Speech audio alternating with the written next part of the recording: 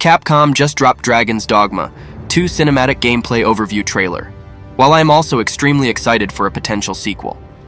In this video, we'll discuss everything you need to know about Dragon's Dogma 2, from the release date speculation to leaks, news, and the reach for the Moon engine it is being built on.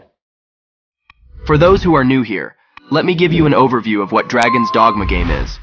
Dragon's Dogma is a single-player, narrative-driven action RPG series that challenges the players to choose their own experience, from the appearance of their arisen, their vocation, their party, how to approach different situations, and more. Dragon's Dogma 2 was officially announced back in the 16th of June 2022 during the Capcom Showcase, a decade after the release of the first game.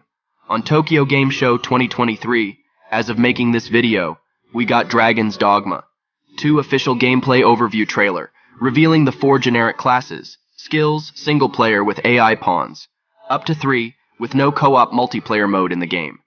Dragon's Dogma 2 features a world that is 4 times the size of the first game. The presentation showcased several exciting new features, including aspects of the day-night cycle, the ability to travel between towns using ox carts, and the introduction of the captivating nation of Batal. We also see monsters used as tools in this gameplay trailer. One of the character riding a Gryphon's back, of another character grabbing a harpy's legs to force it to carry them upward, and a third clip we can see a Cyclops becoming a bridge, allowing all party teams to cross the pathways. Capcom has been on a roll of making several great games these past few years. They got right with Monster Hunter series, Resident Evil 7, Resident Evil Village, Resident Evil 2 Remake, and Devil May Cry 5. They screwed up on Resident Evil 3 Remake and those terrible multiplayer games, Resident Evil Verse and Resident Evil Resistance, but those were either outsourced from external studios or made by secondary teams. The sequel uses the same RE engine. This is an absolute beast of a development open source in-home engine. Not only that, the first game director, Hideaki Itsuno, joins, but also the original game's art director, Daigo Ikino, and level designer, Kenichi Suzuki. Both are also working on the sequel. The first Dragon's Dogma Dark Arisen has its fan bases for its exploration and distinctive action, RPG combat mechanics.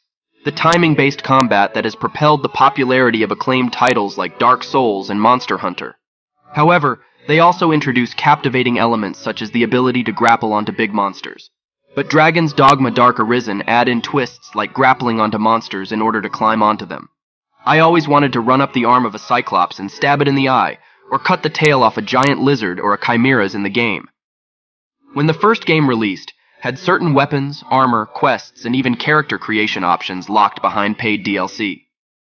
When Dark Arisen came out, most of the original game's DLC was included in the game, but more stuff like Rift Crystal packs and certain items were included as paid DLC. I know the same could happen with a potential sequel with some DLC and ampy, stooped amount of microtransactions like Overwatch 2, did or Diablo Immortal, recently released Diablo 4 games. Now, Dragon's Dogma 2 features 4 starting vocations, means 4 starting classes to choose from, which are the fighter, the archer, the thief, and the mage. The fighter, an expert warrior with a sword and shield, delivers devastating blows and shields to protect themselves and allies. The archer, a precision and finesse warrior, targets airborne foes and exploits enemy weaknesses for follow-up attacks. The thief, with lightning-fast speed and agility, strikes consecutively, evading counterattacks and exploiting openings. The mage, a powerful arcane power wielder, provides invaluable support, launching magic spells, enchantments, and healing your pawns when needed.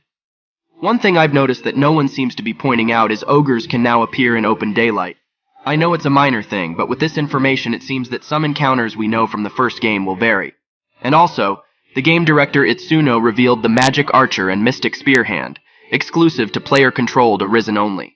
Meaning both class are only available through main protagonist's character, you can't pick both for AI pawns.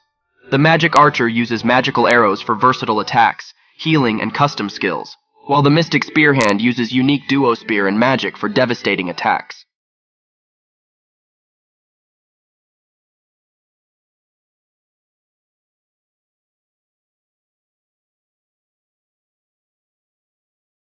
One thing Elden Ring undeniably got right, surpassing its predecessors in the Souls series, is its ability to create a vast open world that can be traversed at a commendable pace.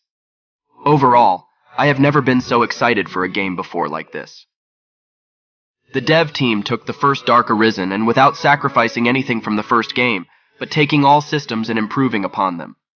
I am really very happy they kept the Dark Knight's Vocations system, and seemingly the interesting, impressive-looking magic, and obviously pawns and the enemy climbing mechanisms in the sequel.